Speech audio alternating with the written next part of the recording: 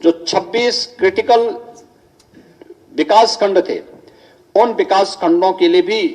हम लोगों ने प्रदेश के एक बजट का प्रावधान इसमें किया है। वाराणसी में रोपवे के लिए बजट का प्रस्ताव है। Kanpur metro, Agra metro, Delhi, Ghaziabad, Meerut rapid rail के लिए व्यवस्था की जा रही है। और मेट्रो प्रदेश के अंदर गोरखपुर, वाराणसी, प्रयागराज, मेरठ, अन्य जो शहर हैं, इन सब में भी एक वित्तीय प्रस्ताव किया गया है मेट्रो के लिए। प्रदेश के अंदर एक नई योजना और शहरी क्षेत्र में विकसित की जा रही है, वह है मुख्यमंत्री शहरी नई यानी न्यू सिटी प्रोत्साहन योजना। यह योजना, इसमें 3000 करोड़ रुपए की व्यवस्था इस बजट में की जा रही है, जिसके माध्यम से न्यू सिटी के निर्माण के लिए प्रदेश के अंदर $1 ट्रिलियन की इकोनॉमी को प्राप्त करने की दिशा में तो आदरणीय प्रधानमंत्री जी का विजन है, उसके अनुरूप इसको आगे बढ़ाने के लिए न्यू सिटी के निर्माण के लिए भी एक प्रोत्साहन राशि इसके माध्यम से हम लोग देने जा रहे हैं, जिसमें 50% प्रोत्साहन राज्य सरकार देगी और 50% संबंधित अथॉरिटी ऋणों के माध्यम से अपने स्रोत से वहन करेगी। ये कार्यक्रम हम इसके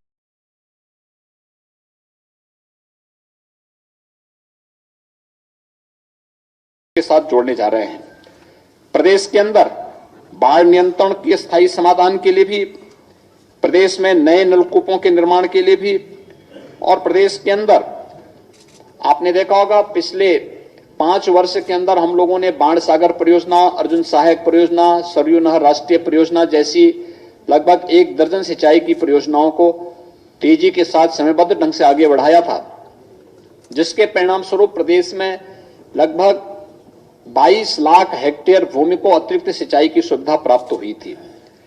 इस बजट में मध्य गंगा नहर परियोजना के साथ साथ अन्य जो लंबित परियोजनाएं थी, जो वर्षों से दशकों से चल रही थी, उन्हें समयबद्ध ढंग से आगे बढ़ाने के लिए हम लोगों ने एक बड़ी कार्य योजना को इसके साथ अपने साथ यहां पर जोड़ा है और उन कार्यक्रमों को भी हम लोग आगे बढ़ाने का कार्य कर रहे हैं। प्रदेश में जितने भी स्वास्थ्य संबंधी योजनाएं हैं, हेल्थ इंफ्रास्ट्रक्चर पर विशेष ध्यान देते हुए 1 डिस्ट्रिक्ट 1 मेडिकल कॉलेज के लक्ष्य को प्राप्त करने के लिए प्रदेश के अंदर प्रधानमंत्री Ayushman Bharat health infrastructure mission के साथ ही प्रदेश के अंदर जहां पे जो लोग उससे आच्छादित नहीं हो पा रहे हैं और वास्तव में नीडी हैं, उन लोगों को मुख्यमंत्री जन आरोग्य योजना के अंतर्गत उन्हें लाभान्वित करने के लिए भी 250 करोड़ रुपए का प्रस्ताव इसमें किया गया है। प्रदेश के अंदर पंडित दीनदयाल उपाध्याय राज्य कर्मचारी कैशलेस चिकित्सा योजना के अंतर्गत भी 150 करोड़ रुपए की व्यवस्था यहां पे राज्य कर्मचारियों के लिए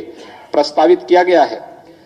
प्रदेश में जो मैंने पहले ही बताया था, Uttar Pradesh institute of pharmaceutical research and development की स्थापना के लिए भी धनराशि का प्रावधान उसमें किया गया है। जितने भी हमारे गवर्नमेंट मेडिकल कॉलेजेस हैं, जहां पे नर्सिंग और पैरामेडिकल के कॉलेज नहीं स्थापित हो पाए हैं, वहां पर इनके लिए भी धनराशि की व्यवस्था इस बजट में की गई है। प्रदेश के अंदर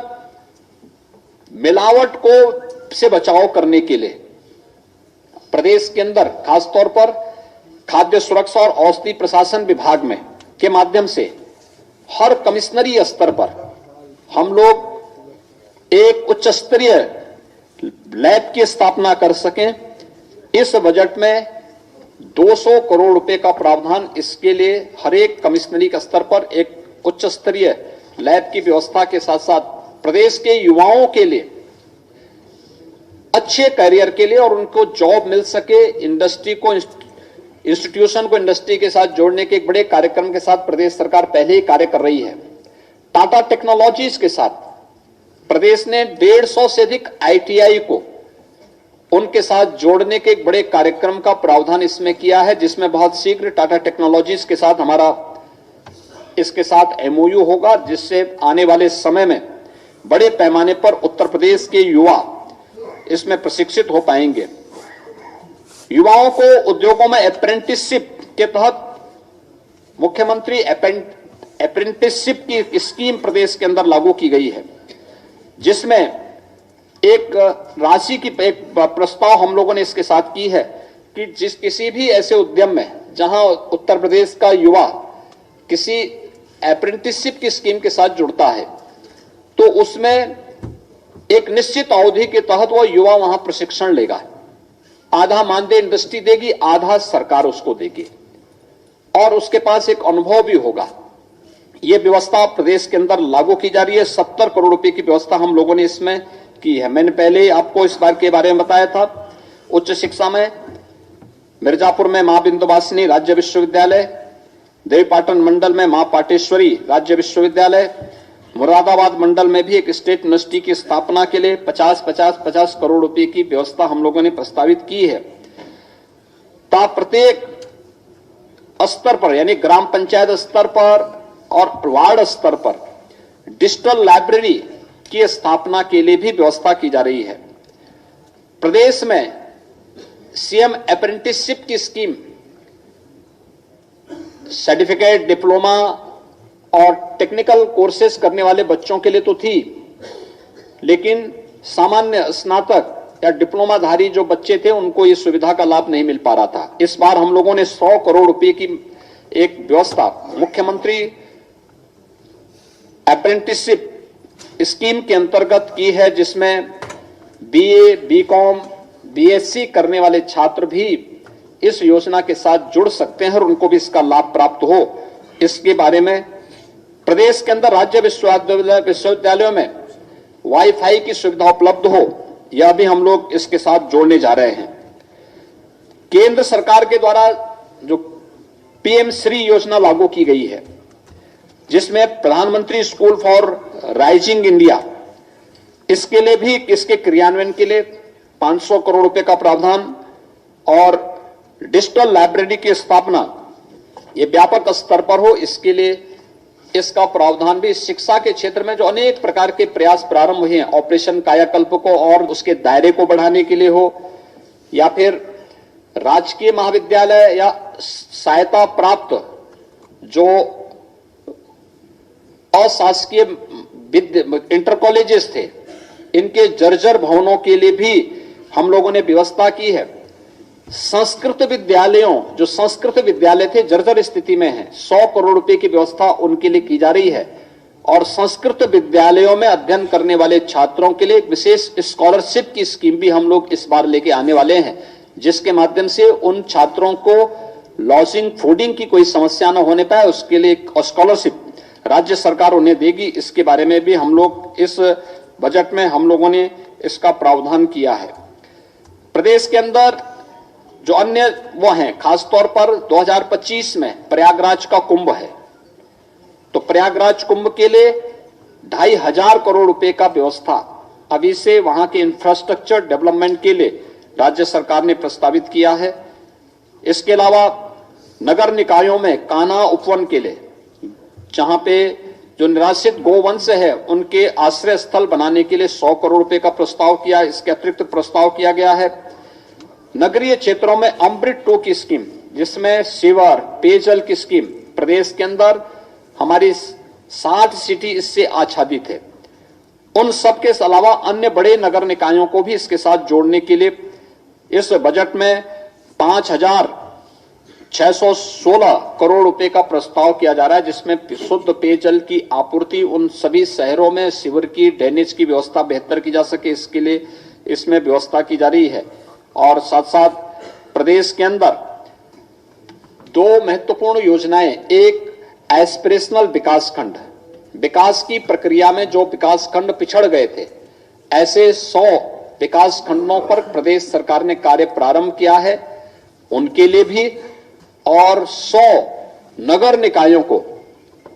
प्रदेश में पिछले 5 वर्ष के अंदर नगर निकायों का दायरा बढ़ा है। आज 762 नगर निकाय यूपी के अंदर हैं। इनमें से बहुत सारे नगर निकाय ऐसे हैं जो ग्रामीण पृष्ठभूमि से जुड़े हुए हैं, बुनियादी सुविधाओं का अभाव आज भी उनके पास है। उनके लिए 100 ऐसे नगर निकायों को हम लोगों ने आकांक्षी नगर योजना के अंतर्गत उनकी चयन की प्रक्रिया के साथ जोड़ करके उनके कन्वर्जन के माध्यम से उनके विकास, उन्हें सभी बुनियादी सुविधाओं से आच्छादित करने की एक बड़ी योजना को हम इसके साथ जोड़ रहे हैं। और इन सभी नगर निकायों में एक सीएम फेलो की भी तैनाती करेंगे, जो इन सभी नगर निकायों के व्यवस्थित और बुनियादी सुविधाओं से आच्छादित करने में योगदान देंगे, ये बुनियादी सुविधाएं वहां पे निवास करने वाले नागरिकों को भी उपलब्ध हो पाएंगे। प्रदेश में सर्विस सेक्टर में अपार संभावनाएं हैं और खासतौर पर पर्यटन क्षेत्र में स्पिरिचुअल जो टूरिज्म है उत्तर प्रदेश का, ये उत्तर प्रदेश की एक बड़ी पूंजी है। इसको प्रोत्साहित करने के लिए मुख्यमंत्री पर्यटन संवर्धन योजना, पर्यटन योजना के अंतर्गत 300 करोड़ रुपए का प्रस्ताव इस बार फिर से हम लोगों ने इसमें की है। सहारनपुर के शाकंभरी देवी मंदिर के समय की मंदिर में पर्यटन सुविधाओं के विकास के लिए यहां पर इसमें व्यवस्था की है। युवाओं के विशेष प्रशिक्षण, गाइड का प्रशिक्षण दिया जाना हो, अन्य कार्यक्रमों को प्रोत्साहित करने के लिए भी यहां पर इसके लिए व्यवस्था की जा रही है। इको टूरिज्म लखनऊ के लिए भी इस बजट में प्रस्ताव किया गया है। बुंदेलखंड में टूरिज्म के पार संभावनाएं हैं, वहां के किलों को टूरिज्म सर्किट के रूप में आगे बढ़ाने के लिए और वहां पे पर्यटन की अन्य संभावनाओं को आगे बढ़ाने के लिए बौद्ध परिपथ की दृष्टि से उत्तर प्रदेश अत्यंत समृद्धशाली है। इसके लिए भी प्रदेश के अंदर हम लोगों ने बजट में इसका व्यवस्था की है। सुख तीर्थ के डेवलपमेंट के लिए जो मुजफ्फरनगर में है उसके लिए हम व्यवस्था करने जा रहे हैं। नैमिषारण्य तीर्थ के विकास के लिए भी यहां पर व्यवस्था की जा रही है और प्रयागराज में आगामी कुंभ को ध्यान में रख करके वहां के समेकित विकास के लिए भी एक बजट में प्रावधान किया जा रहा है। प्रदेश के अंदर इसके साथ ही प्रदेश के अंदर एक फैमिली आईडी कार्ड लागू करने की व्यवस्था, यह इस बजट में उसका प्रावधान किया जा रहा है और एक व्यवस्था की जा रही है कि हर परिवार के पास अपना एक फैमिली कार्ड होगा। किन योजनाओं का लाभ उस परिवार को प्राप्त हो रहा है और किन योजनाओं से परिवार अभी वंचित है, फिर 100% सिचुएशन की तरफ उन परिवारों को बढ़ाना, इस फैमिली आई कार्ड योजना को भी हम प्रदेश के अंदर आगे बढ़ाने का कार्य कर रहे हैं। खेलों को प्रोत्साहित करने के लिए 950 करोड़ रुपए का प्रावधान इस बजट में किया जा रहा है। साथ साथ खेल के विभिन्न प्रकार के विकास की योजनाओं को आगे बढ़ाने के साथ साथ मेजर ध्यानचंद स्पोर्ट्स विश्वविद्यालय में 300 करोड़ रुपए की व्यवस्था, पूर्व खिलाड़ियों और पहलवानों को आर्थिक सहायता के लिए भी धनराशि की व्यवस्था की गई है। खेलो इंडिया यूनिवर्सिटी गेम्स के लिए भी व्यवस्था की जा रही है और वाराणसी और मेरठ में शूटिंग रेंज की स्थापना के लिए भी, अयोध्या में अंतर्राष्ट्रीय क्रीड़ा संकुल के निर्माण के लिए भी इस बजट में व्यवस्था की जा रही है और पहली बार प्रदेश में व्यवस्था की जा रही है कि निजी जो खेल अकादमी है सरकार उनको भी प्रोत्साहित करेगी। इसका प्रावधान भी हम लोगों ने बजट में किया है। मैनपुरी को मुख्य पर्यटन केंद्र के रूप में विकसित करने के लिए वहां एक संग्रहालय का प्रावधान हम बजट में करने जा रहे हैं। आजमगढ़ के हरिहरपुर में, हरिहरपुर आजमगढ़ का एक ऐसा गांव है जहां पे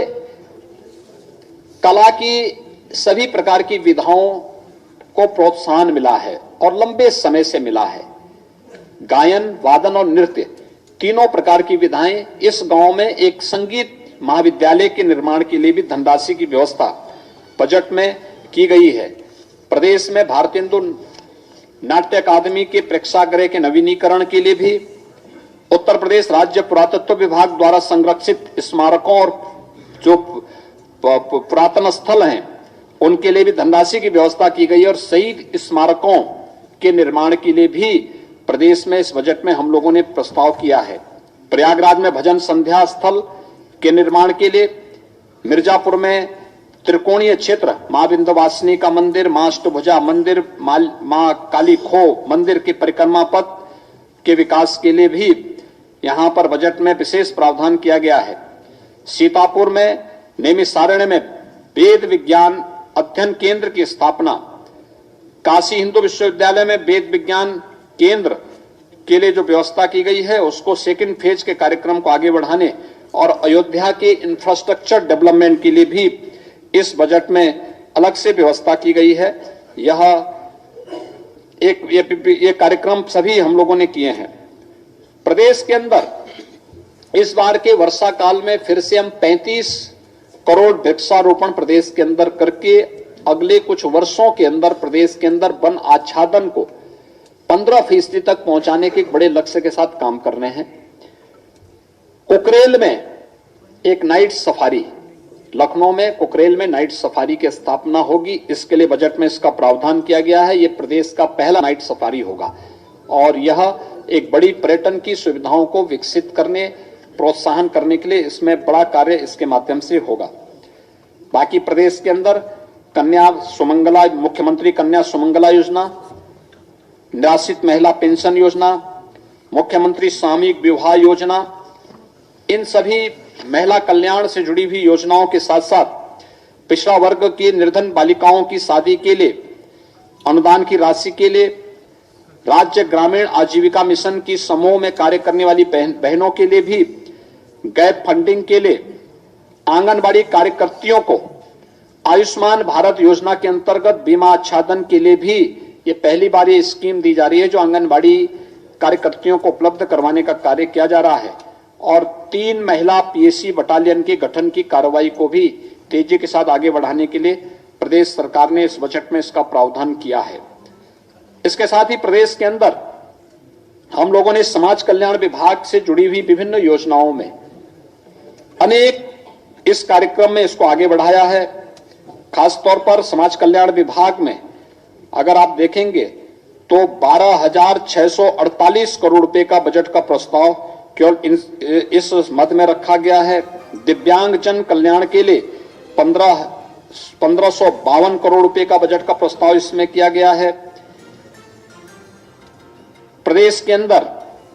बाकी अन्य तमाम योजनाएं इसके साथ आई हैं। रोजगार में मुख्यमंत्री युवा स्वरोजगार योजना के अंदर 150 करोड़ रुपए का,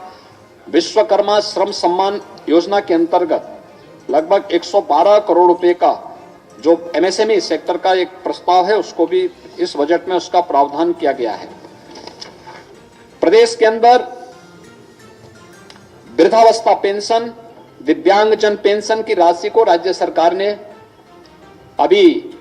लगभग 1 वर्ष पहले ही उसमें बढ़ोतरी की है, 500 से 1000 रुपया किया है। कुष्ठावस्था पेंशन की राशि को 3000 रुपये प्रति माह किया है। प्रदेश के अंदर एक नई योजना हम लोग इस बार करने जा रहे हैं और वह है उज्ज्वला योजना के लाभार्थियों को, जो प्रदेश के अंदर 1,74,00,000 उज्ज्वला योजना के लाभार्थी हैं, उन्हें दीपावली और होली पे उज्ज्वला योजना का एक एलपीजी का सिलेंडर फ्री में उपलब्ध करवाने की व्यवस्था करने जा रहे हैं। और यह व्यवस्था, इसका लिए धनराशि की व्यवस्था भी हम लोगों ने 3,047 करोड़ 48 लाख रुपए की व्यवस्था इस बजट में हम लोगों ने यहां पर की है। प्रदेश के अंदर गृह विभाग से जुड़े हुए तमाम अन्य मदाएं हैं जिसमें पुलिस कार्मिकों की अवस्थापना सुविधाओं के विकास के साथ साथ अन्य महत्वपूर्ण योजना, पुलिस के आधुनिकीकरण की दिशा में कार्य योजना को आगे बढ़ाने का कार्य किया जा रहा है। यह वर्ष हमारे लिए बहुत महत्वपूर्ण होगा कि सरदेव अटल जी के नाम पर जो रजिस्टर्ड श्रमिक हैं, कोरोना कालखंड में अनाथ हुए बच्चे हैं, उनके लिए 18 अटल आवासीय विद्यालय, अत्याधुनिक सुविधा से युक्त 18 अटल आवासीय विद्यालय का संचालन हम लोग इस वर्ष जुलाई से करने जा रहे हैं। उसके लिए धनराशि की व्यवस्था हम लोगों ने इस बार के बजट में की है। और प्रदेश में forensic science institute, Uttar Pradesh police and forensic science institute की स्थापना और उस वक्त फंक्शनल हो, उसमें पाठ्यक्रम भी प्रारंभ हो,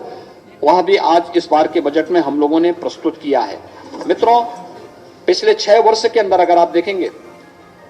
16-17 में जहां प्रदेश के बजट का दायरा मात्र 3,40,000 करोड़ रुपए का था, इस बार यह बढ़कर के 6,90,000 करोड़ रुपए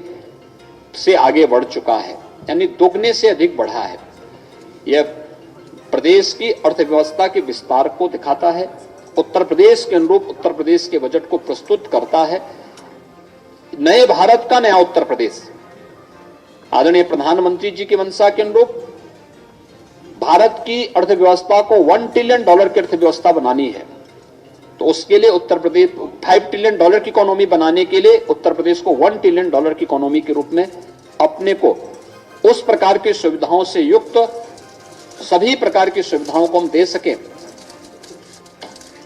प्रकृति और परमात्मा की सीम कृपा उत्तर प्रदेश में है और टीम उत्तर प्रदेश इस दिशा में बेहतर प्रयास कर रही है। आज का ये बजट उत्तर प्रदेश के समग्र और समावेशी विकास के साथ ही एक आत्मनिर्भर उत्तर प्रदेश की नींव को रखने वाला एक बजट है। मेरा विश्वास है कि सबका साथ, सबका विकास, सबका विश्वास और सबके प्रयास की भावना को आगे बढ़ाते हुए यह बजट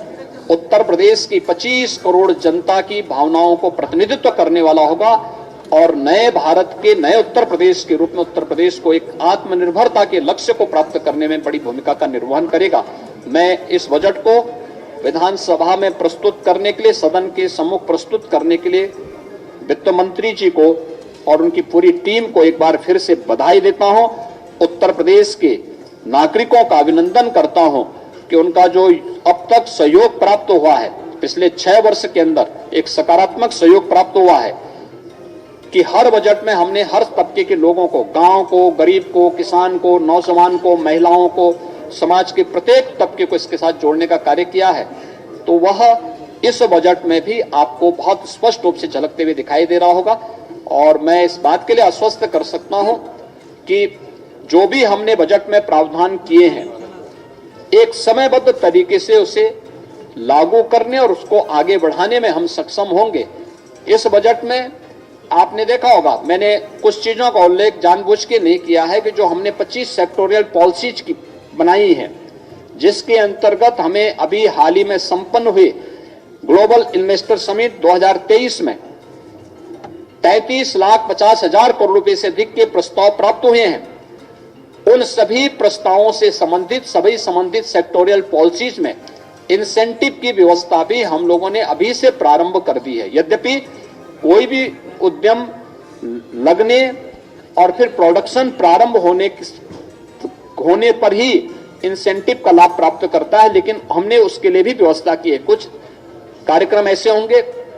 जो शॉर्ट टर्म होंगे, कुछ मीडियम के होंगे, कुछ लॉन्ग टर्म के होंगे, लेकिन उन सब के लिए भी हम लोगों ने प्रोत्साहन की राशि इसके साथ जोड़ी हुई है और हम विश्वास के साथ कह सकते हैं